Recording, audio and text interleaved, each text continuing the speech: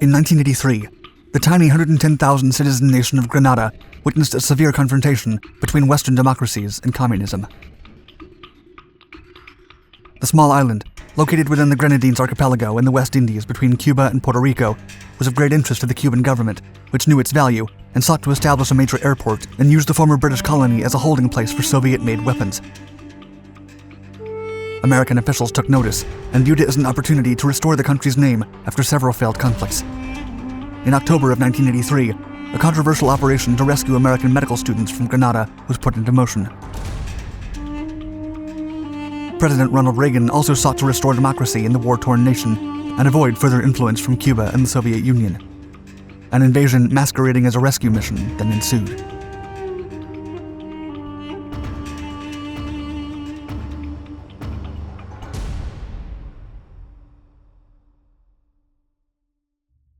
Grenada.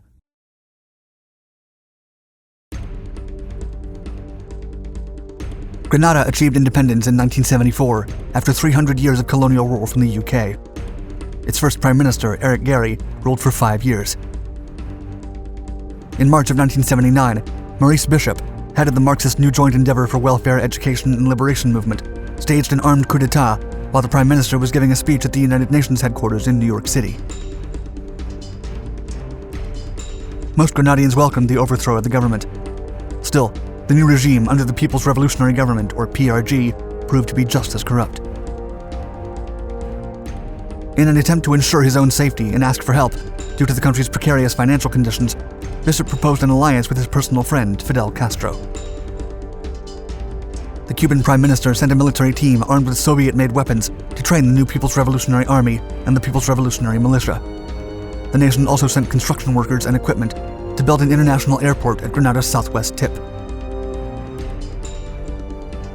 During these years, the PRG party began to fracture due to internal corruption and political misconduct. By late 1983, an opposition group led by Deputy Prime Minister Bernard Coward determined that greed influenced Bishop's intentions, and they began scheming a takeover. Although Bishop was supported by a large group of Grenadians, Coward had the loyalty of the military.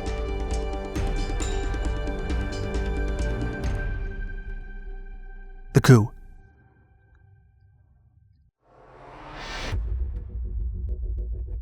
On October 14, 1983, Coward had Bishop and several top politicians placed under house arrest. A crowd of Bishop's supporters gathered outside his residence to demand his release. Despite heavily armored military men guarding the building, the mob managed to free Bishop and many others. They were then taken to Fort Rupert, an army building a mile away. As Bishop's car drove past Deputy Prime Minister Coward's house, the official crouched in shame, expecting immediate retribution. However, Coward received no punishment, and he was able to regroup, a mistake Bishop would later regret. As Bishop and his advisors gathered at Fort Rupert to discuss their next steps, Coward and members of the People's Revolutionary Army stormed the building and plowed through the multitude waiting to hear Bishop speak. Within minutes, the insurgents captured Bishop and his men, and Coward gave the order to end their lives. Coward then sought help from Cuba to restore order, but Castro refused due to his personal relationship with Bishop. The Soviet Union also declined to get involved, citing that intervention so close to the United States posed a significant risk. The Deputy Prime Minister panicked and resigned from his position. The People's Revolutionary Army was now in power and immediately imposed a 24-hour curfew with violent punishment, as well as a new revolutionary motto, quote, "Forward ever, backward never."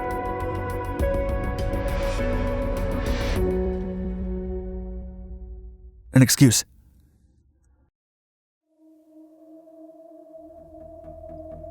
Around the days of the Grenadian Revolution, the United States was also in a state of distress, with the embarrassing withdrawal from the Vietnam War, the failure of the 1975 Mayaguez incident, and most importantly, the 1980 Iranian hostage crisis.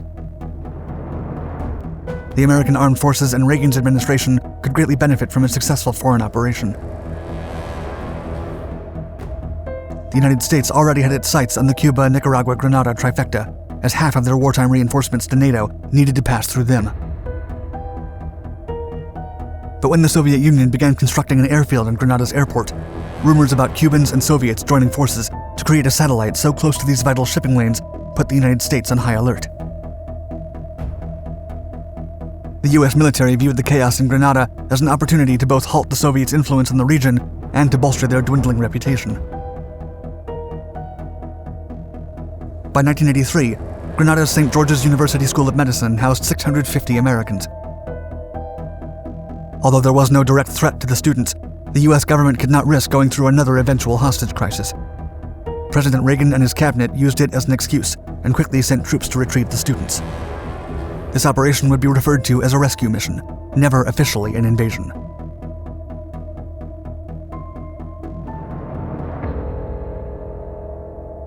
Operation Urgent Fury.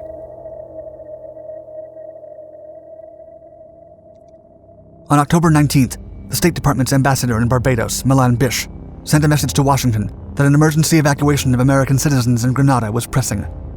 Operation Urgent Fury was born.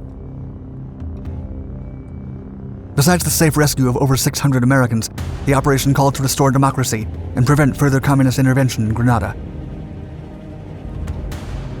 Within a few days, the plan's final outline was sent for presidential approval. President Reagan then approved a full-scale invasion, conducted along with other Eastern Caribbean nations. U.S. Navy Commander Vice Admiral Joseph Metcalf III headed the operation. His task force included men from all military services, and Jamaican military forces and troops from the regional security system would also join them. The newly formed Joint Task Force had less than a week to prepare, practice, and launch an operation with insufficient military maps or any sort of on-site intelligence. The operation was finally set to launch at 2 a.m. on October 25th. The plan was for Task Force 123 to take Grenada's southern tip, with the Rangers parachuting down and securing the Point Salinas airport, then move on through the Calavini barracks and enter the medical school. The Delta and SEALs troops would take over the area around St. George's University, while the Marines would land through the north and secure another airfield. The invasion was expected to be completed within 4 hours of the initial attack. The 82nd would then land at the Port Salinas airport and finally restore law and order. If the events went as expected, the Americans would hand governmental duties to a Caribbean entity and leave the country.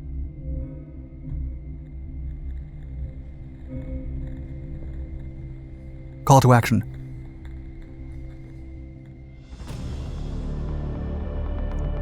Operation Urgent Fury began on October 25th at the behest of the Barbados and Dominica countries and Governor-General of Grenada, Sir Paul Scoon. Army Rangers flew in and seized the Point Salinas airfield before dawn, where they met more resistance than expected. Cuban forces had blocked the main runway with vehicles and several obstructions, rendering it impossible to land an aircraft. The Rangers had no choice but to jump into the attack. Meanwhile, the Marines met only slight resistance when staging a helicopter assault at the other airfield in Pearls. Over a dozen U.S. Navy warships stationed around Grenada waited for directions, and several Lockheed MC-130s and Lockheed C-130 Hercules fighters were in a holding pattern offshore. The order was finally given to approach, and the MC-130s flew into Grenada in tandem teams of 2.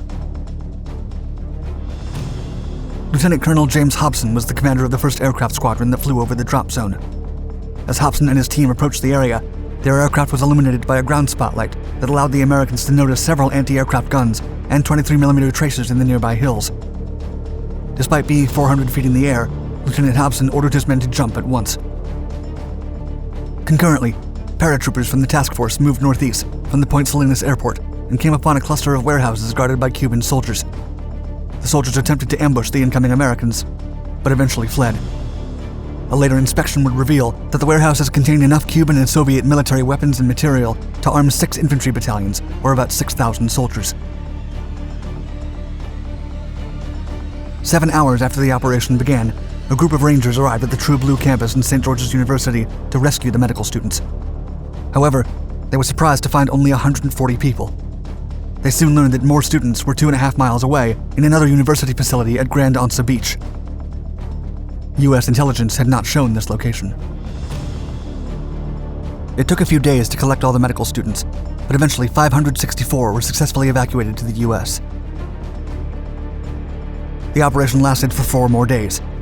The campaign's last military action occurred on November 1st, when 2 companies from the 22nd Marine Amphibious Unit executed a sea and helicopter landing on Carriacou Island, 17 miles northeast of Grenada. The 20 Grenadian soldiers the Americans encountered surrendered with no resistance.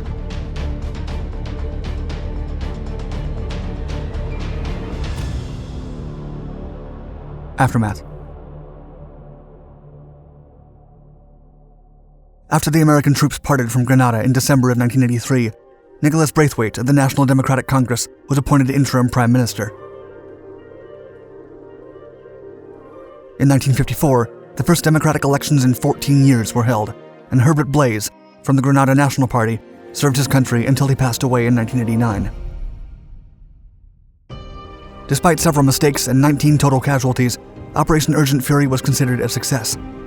It was also the first American military victory since the war in Southeast Asia, restoring the pride lost during the Vietnam, Cambodia, Iran, and Lebanon conflicts. However, the attack was also met with strong opposition around the globe, as many officials and civilians questioned the legality of the attack. An anti-war march attended by Mayor Bernie Sanders was held in Washington, D.C., and gathered over 50,000 people, while the United Nations General Assembly voted 108-9 in condemning the armed intervention. Still, on January 24, 1984, Admiral Wesley L. MacDonald summed up Operation Urgent Fury's success in an address before the House Armed Services Committee, quote, "In summary, history should reflect that the operation was a complete success. All phases of the assigned mission were accomplished. U.S. citizens were protected and evacuated. The opposing forces were neutralized. The situation stabilized with no additional Cuban intervention. U.S. students have returned to resume their studies at the medical school, and tourism is steadily increasing. And most importantly, a lawful democratic government has been restored."